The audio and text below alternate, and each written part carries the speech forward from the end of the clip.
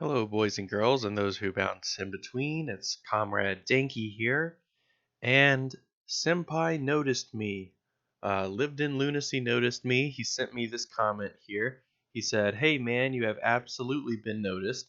I will make a point to read Das Kapital. It's on the list alongside the Conquest of Bread. Unfortunately, I'm terrible at just sitting and reading. Oh yeah, me too. Uh, I'm glad that, if only for watching the intro of my video, the sentiment conveyed that I would talk with the left in good faith. I think that the insurmountable mountain of me running my mouth for 50 plus minutes manages to convey why and how the left could do better for themselves for now and the future. But rather than you subjecting yourself to all that, I'd be more than happy to have a little chat slash stream on sometime. We could even shoot the shit about Kent Hovind. I appreciate the kindness of your video." Well, thank you, man. Thank you for that comment. Uh, but and I would be more than happy to do a stream or something like that in the future. And we can most definitely crap all over Kent Hovind because he is a weird. In the words of Buzz Lightyear, he is a sad, strange little man. So, but I thought I would, you know, make a sort of follow-up video where I listen to the rest of this video. I might have to break this up into a few parts, but I'll try to go like 10-minute segments at a time. So let's just dive right in. And in this video we're going to talk about a lot of this. And ContraPoints has done a video on your optics, and this is just a little bit deeper. And this is coming from the other side and very, very fresh. You have very bad optics. You are very bad at marketing. You use terrible language to describe your names for things that definitely does not evoke the things that you are or that you represent. The dictatorship of the proletariat definitely sounds like a scary word, mostly because a lot of people don't know what a proletariat is, and they hear the word dictatorship and they think of a dictator. But yeah, I'll have to admit, the language of Marx and Engels and stuff, it's it's kind of its own little vocabulary in and of itself, and there's a lot to learn. I'm still learning, but yeah, it's confusing and it's daunting, and the marketing's poor. I guess because these guys are all a bunch of Marxists, and they they're not good at marketing. They're not good at the whole selling it thing. That just kind of defeats the whole purpose, I guess.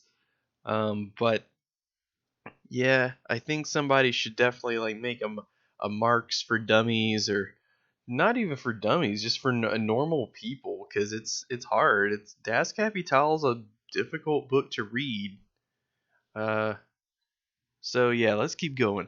And then you wonder why people are confused, and you wonder why people aren't immediately on board with your wonderful egalitarian ideas, that their namesakes are not very egalitarian or wonderful sounding.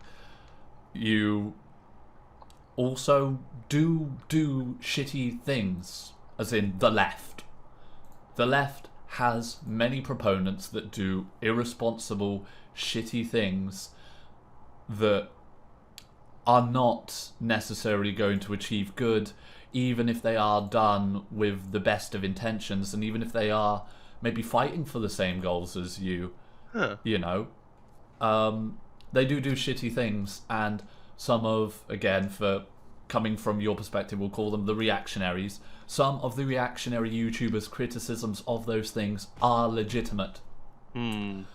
So, where do we begin with this?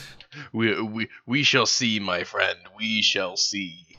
I think the first thing, because again, this is all about how you're actually going to reach more people. How are you actually going to win this thing?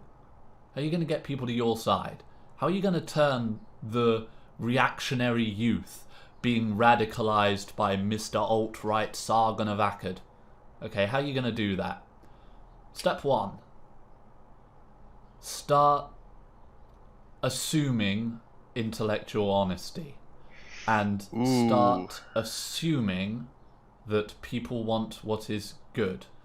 you kind of have something. And again, I know the left is not a monolith, but we're going to have to start very small here, aren't we?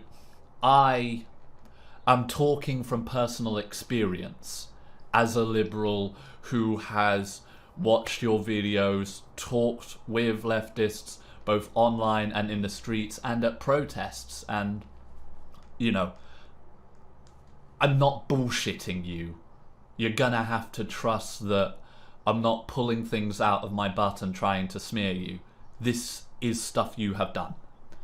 So you need to start treating people as if they are being intellectually honest when they disagree with you, and you need to assume that they are fighting for what they believe is right. Um, okay, so I think to this, keep in mind I haven't listened to this thing beforehand, so this is all kind of off the cuff.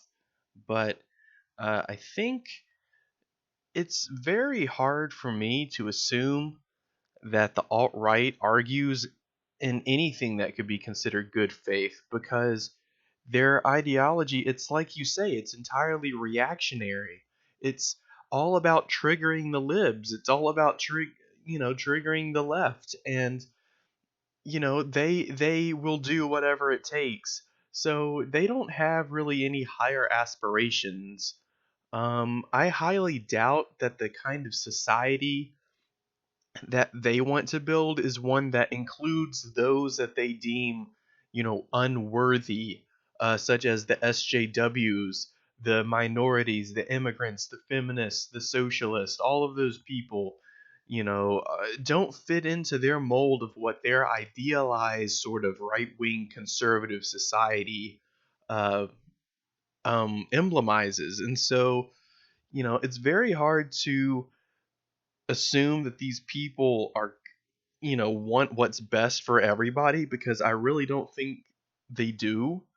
If their beliefs were tried to be applied in policy, that it would be disastrous. You would have mass deportations and essentially fascism, and it's not it's not a very appealing thing to even want to consider somebody who holds those ideas, let alone try to think that they're arguing in good faith. And as of yet, I've yet to meet some sort of alt righter like Sargon who actually does want to argue in good faith. I don't know how. You say you're a liberal, so I don't. I assume you're not like Sargon, who's I would place among the alt right. Um, but all that being said, let's keep going because I want to see where this goes. So when someone disagrees with you, it's not immediately that they're a horrible bigot, or that they're a horrible racist, or that they're a horrible this, that, and the other, or if they don't agree with feminism, that they're instantly a sexist. It comes across very much as the original. It comes very across much like the Christian argument that atheists just want to sin. Oh, non-leftists just want to be bigots. Oh, non-leftists just want to oppress everybody. The first thing you need to do is start treating them in debates as if they are intellectually honest and if they are not evil. I know that the temptation. Okay, well, one thing I try to do when I debate somebody is have an intelligent discussion with them. But, that it's so rare to get into an actual debate with an alt-righter because all they really want to do is just trigger you. All they want to do is just say some stupid buzzwords, make a joke about how they're the attack helicopter gender, and just whine about Anita Sarkeesian and the SJWs for like the next 20 minutes while you just like, quietly sit there and nod. And if you try to say anything, they'll call you, a cuck or something like that. It's I don't think Sargon of Akkad is this master logician, uh, intellectual scholar of the West, like he likes to masquerade himself as. I challenge, Sargon of Akkad, debate me IRL, dude. A day or night, rain or shine, I'll debate you, dude. And I challenge you. But I highly doubt Sargon's gonna see this video. But if he does, the gauntlet's been tossed down, Sargon. When you hear something that from your vast education, that from your deeper understandings of the deep down inferences of the words that they say, of it's we when you call liberals fascists, I understand now what you're saying because I've done the research into your shit. That what you actually mean is that liberals are weak to fascism because they're open free marketplace of ideas, the ideas of freedom of speech, this, that, and the other, the way in which they will support the underdog, the ways in which, they're very much trying to fight authoritarianism. They are effective at sometimes, in your perception, giving fascists more of a platform. Yeah, and and that's not without historical precedent. You can just look at how Hitler sort of was allowed to rise to power, and how the Weimar Republic government essentially thought, well, if we let Hitler become the chancellor, it will placate him. And then the greater allies later became the allies, such as Churchill decided, well, we'll let Hitler take the Rhineland because this might just satisfy him, and yada yada. But, historically, liberals have always sort of bent the knee to fascists in the name of security, because they see sort of the socialist movement as an upset to the capitalistic status quo. In which it is, but because they're not class conscious, they find themselves being taken in and swept up by all these reactionaries who are either fascist or a gateway to it. And I'm pretty much saying that Sargon of Akkad at this point is a gateway to fascism. He's a gateway to someone like Stefan Molyneux, who is a gateway to someone like Richard Spencer. So, in a video past, I showed sort of a web, a tangled web of alt right. I think I wish I could pull that up, but it's tucked away in my archives, way deep down in there, and there's no way I'm going to be able to pull it up just right willy nilly. So all that said, let's continue. And more of a possibility to get out there, but that they're not really fascists. But they don't know that. Alright, if it is true, they don't know that. And they don't know why you're calling them fascists. And that's why they say it's ridiculous that you're doing so. And that you just think everyone is a fascist, because you have this deep understanding of what you mean when you say that. But they do not. And it just makes you look silly. It makes you look... Yeah, and I think a more apt insult for those types would just be you're a reactionary. You're someone who is reacting to a sort of broader social justice movement, and uh, in reaction to that, you are adopting this sort of fascistic ideology, or at least a passive endorsement of them.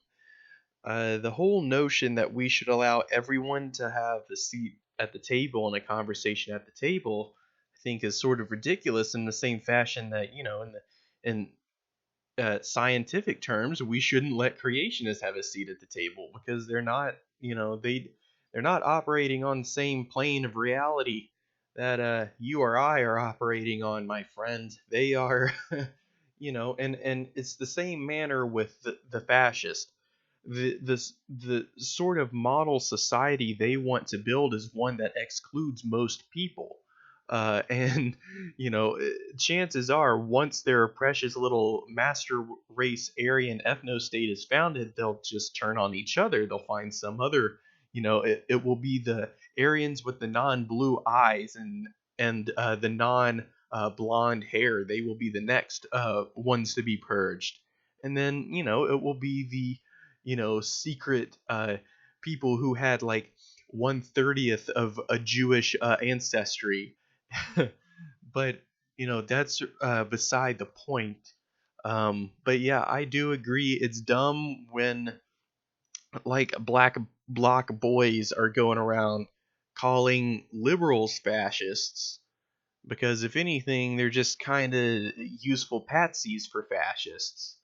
The real fascists are, the MAGA Pepe boys, the Kekistan crew, the boys who, you know, are the patriotic liberty crew. That's what I would call them. Like you are calling everybody fascist who are, in my case, because I've been called a fascist, and I can take a political compass test, and I end up, in far libertarian, far leftist territory, not all that close to the center as I thought I might have been. But you need to start. If you want to reach people, you need to treat them like they're being intellectually honest. So when they say something about feminism that you feel doesn't represent feminism, don't assume it's that they're lying. Don't assume that they're just trying to smear you. Don't assume that they're just trying to tear you down or stop you speaking or just convince other people away from attaining the equality that you think you're looking for. I would say to that though, even if there was somebody on the alt right that was like an honest actor and wasn't trying to just shit on feminism constantly, I mean, look at somebody like No Bullshit, whose whole channel is just devoted to making these outrage videos directed at feminists and SJWs, and people like Mundane Mad and Sargon of Akkad and Armored Skeptic and TLDR and or TLD or whatever his name is. It's just all those guys. That's what they do. That's their modus operandi, is just to poo poo on feminism, present this really dumb straw man version of feminism, so they can go, haha, Triggly, isn't Trigglypuff so cringy? Isn't Big Red so cringy? That's literally feminism, guys. That represents the whole breadth of feminist philosophy. And then, they can tear it down and they can feel like real big brain boys. And then they've got a bunch of other big brain boys who like that shit, and it makes them feel like big brain boys. And I'll admit, I was never a chud, but I was on the pathway, ladies and gentlemen. I was always left wing, uh, but there was a time when I too scoffed at the SJWs, but then I became assimilated. Like the Borg, I became assimilated into the collective, and now I have been brainwashed by the postmodern cultural Marxists, and I have become a filthy cuck, just a filthy, filthy cuck. And that is basically my origin story in a nutshell. Um, because much like I'm going to be speaking about my experiences with the left in this video, a lot of the time when people say feminists do this, feminists don't, feminists actively oppose men's human rights, which are lacking. Feminists, are sexist towards men, or, this, that, and the other. Feminists just. Um, I think there's the famous video of Big Red. I'll I'll show you guys Big Red, because I mean, at this point, she's kind of the icon. If I can fucking remember how to spell. Can't believe I didn't know how to spell Big Red. No, you idiots. Not the stupid soda. Damn it, Google, you dumb fucks. It's this girl. In this video, she is the reason why she's all angry is because is because she was talking to MRAs, men's rights activists, which are basically like red pilled dudes in disguise.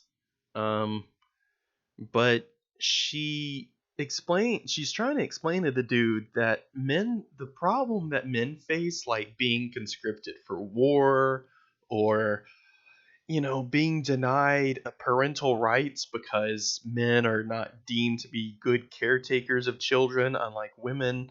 All of that stuff is features of patriarchy and is explained by feminist authors. But I mean, I'll admit I don't know that much about feminist theory. I like to study like Marx and science and stuff like that. So you'll have to probably refer to somebody else. But it is worth noting that in this video that all the Chud Pepe boys like to mock, she does explain to the guy she's talking to that the plight that men face, the sort of discrimination they face, is also a feature of the patriarchal system which feminists criticize. And I think if you talk to any feminist, except for maybe some crazy, super, just I want all guys to cut their dicks off and I live as eunuchs, unless you're talking to one of those types, I think they would agree the feminist movement ultimately is for the benefit of men as well as women, because men don't benefit under this patriarchal system either, not as much as we would like to believe. um but that's a whole other topic for a whole other video. We got to get back to, our main man here. Screech at me and don't have anything to support their things. Or, feminists said, let's pay men less on aggregate, which they actually did, or one did. One, Jessica Valenti, said, let's just pay men on aggregate less. And, and herein lies sort of the problem. Like, I have deep issue with that sort of brand of feminism that excludes a socialist movement as a whole. Like, if you want to liberate women from patriarchy, the first step is getting rid of the capitalist system. Women, they're always going to be confined to this sort of uh, uh, what am I trying to say? Just this sort of role as the homemaker and stuff. No matter how many women CEOs we have, or we can increase the pay, we can decrease the pay discrepancy rather, but it will never eliminate like the sort of patriarchal conditions that are reinforced by capitalism.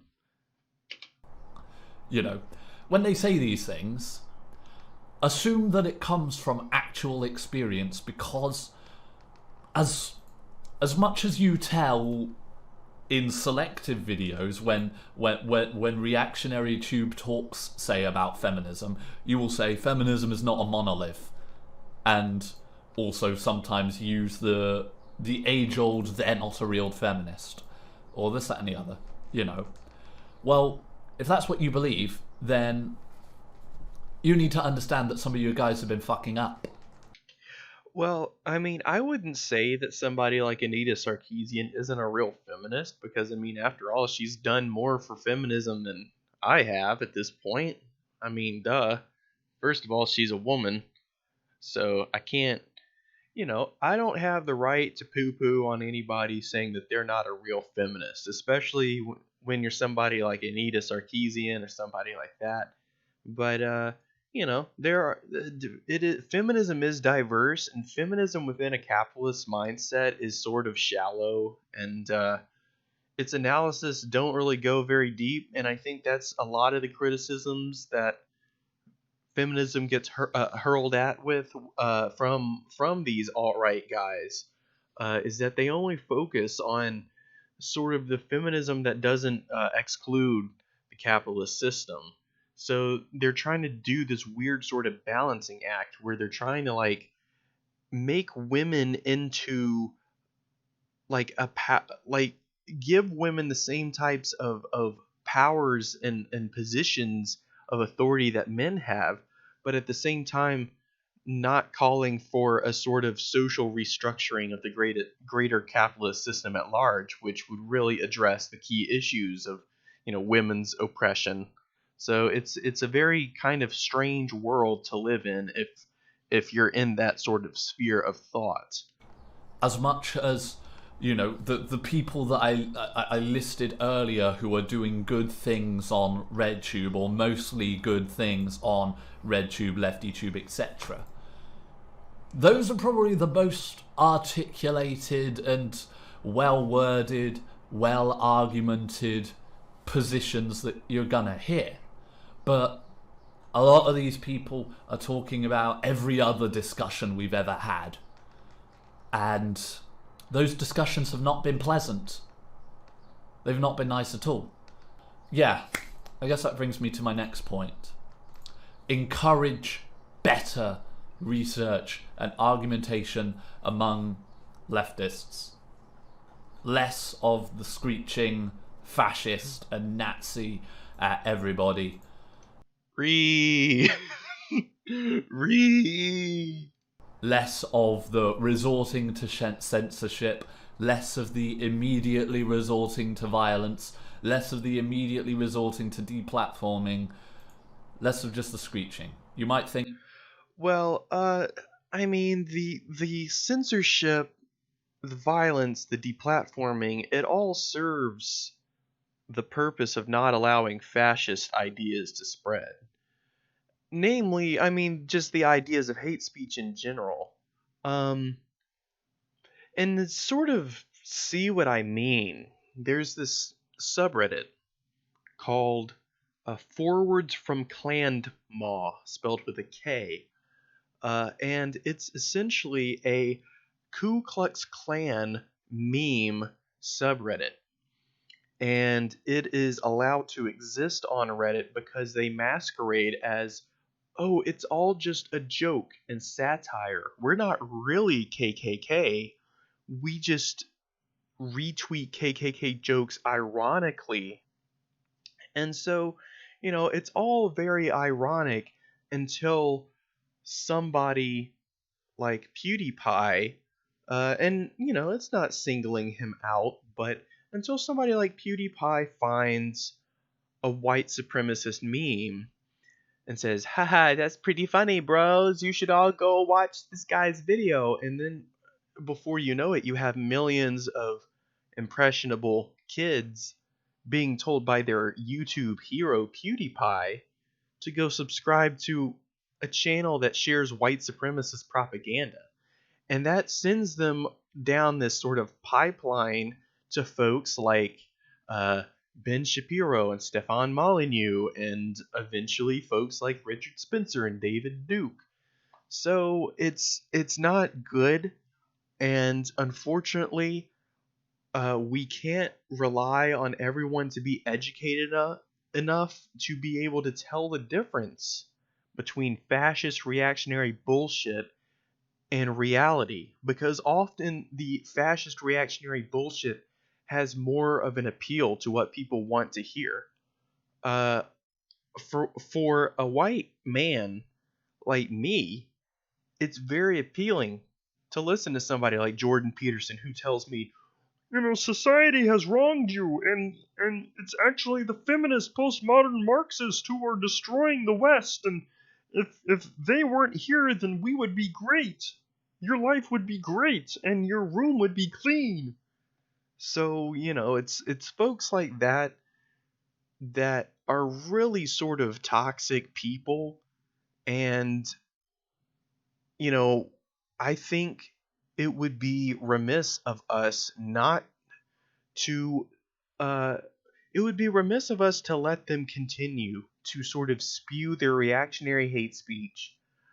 We can try our best to counter it. We can try our best to argue against it.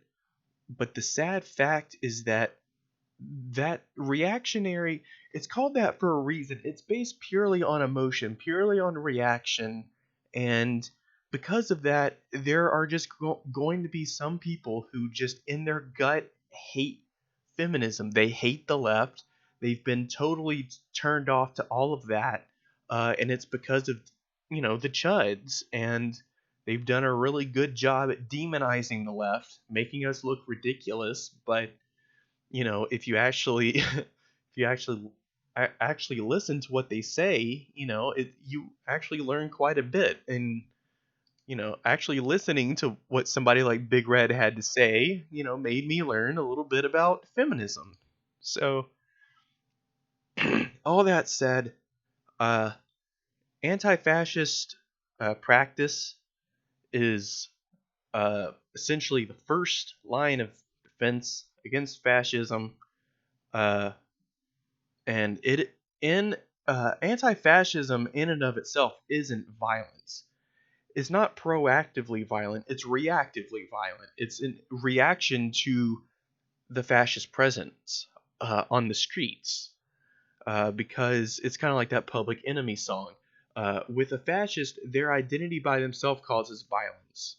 And so, them taking to the streets and saying things like Jews will not replace us, and blood and soil, and all that rigmarole, really uh, should not be allowed.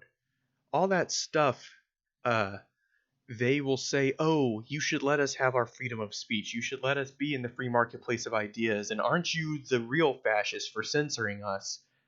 And to that I say, of course not, because fascists use free speech. They abuse free speech. They abuse the free marketplace of ideas, and they abuse the liberals who will tolerate them because they believe everyone should have a voice and an opinion and a seat at the table. But kind of like I said before, I don't think that fascists and right wingers deserve a seat at the table when it comes to discussing social movements and social change. When it comes to discussing things like feminism, I don't think they have anything constructive to say at all. Uh, and that's not being like belligerent and not listening. I've listened to what they've had to say. I have listened to a buttload of Sargon's videos, and I have found absolutely nothing of substance. Uh, Nothing uh, that has ever made me sort of reconsider my position. And it's like every time I click on one of his videos, I'm secretly hopeful. I'm like, well, maybe this one's the one that like convinces me that I've just been just a cuck all these years. But every time I do, it winds up just being some stupid shit. So anyway, let's sort of wrap this video up. This is part 2.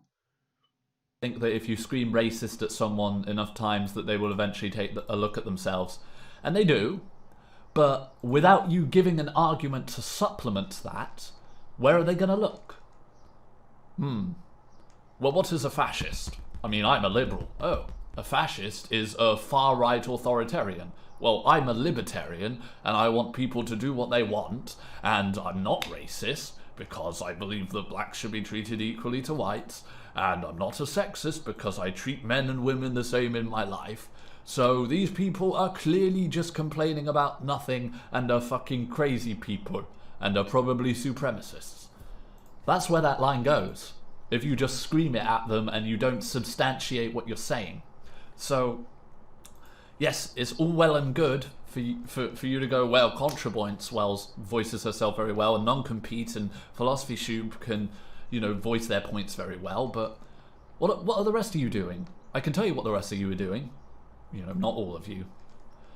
I've been Hashtag not at a leftist. and this cuts back to my previous point. Don't just immediately treat us like we're goddamn evil people that aren't worth your time and won't change our minds, because liberals invite discussion. Liberals invite debate. They actually generally do love the open marketplace of ideas. You are going to have the odd dickhead who talks about all of that, but it's just kind of a front for some of their more shitty beliefs, and they're not really going to listen to you, and they're just going to berate you and treat you like shit. I'm sure that does happen. In fact, I know it does. Okay, so to sort of conclude with part 2, to that I kind of want to say, but what happens when some of the people who are putting forth some ideas start saying things like, I think we need to deport all the brown people? I think that they're a real problem. They're sending their rapists and criminals some I assume are good people, but we need to build a wall, folks. I mean, an idea like that is so fascistic and so ridiculous and so reactionary and bigoted that I don't think it deserves it doesn't deserve consideration. Something like that shouldn't even be like within political reason, but yet here we are. And I have very scathing criticisms of the Democrats and the Democratic Party for their complete buffoonery and their utter failure to counter Trump, um, and the rise of this sort of right wing nationalist resurgence we see now, both in the United States and abroad. So, all that being said, if this was represented as a dinner table, the left and everyone was, assigned to bring like a dish to the big feast. The left brought a bunch of cookies and custards and casseroles and just a bunch of real yummy, yummy, yum yums. And then the right wingers just bring a big platter of goat shit and they sit it down right in the middle and they start spraying it all over the place. They say, "What? We deserve a place at the table too. Everybody needs to take a bite of our stuff too, guys. You're not being tolerant."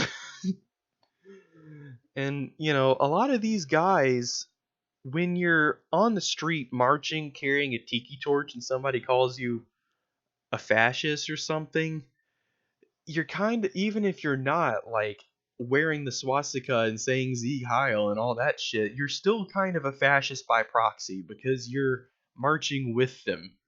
If you're marching with the guys chanting Jews will not replace us and they're, you know, obviously fascist, then that kind of counts you among them. So it's, and when we call liberals fascist, that's not accurate. I think anybody would know that a liberal and a fascist aren't the same thing. I think the correct term would be a fascist enabler. But censoring the fascists, preventing the fascists from marching in the streets, trying to sort of silence their toxic voice in the free marketplace of ideas is sort of equivalent to grabbing that platter of goat shit and tossing it out the window and saying it has no place here. We are people of decency here at this feast, and we only want the finest quality food. Get your disgusting shit out of this room and get out of here, bucko. Go clean your room.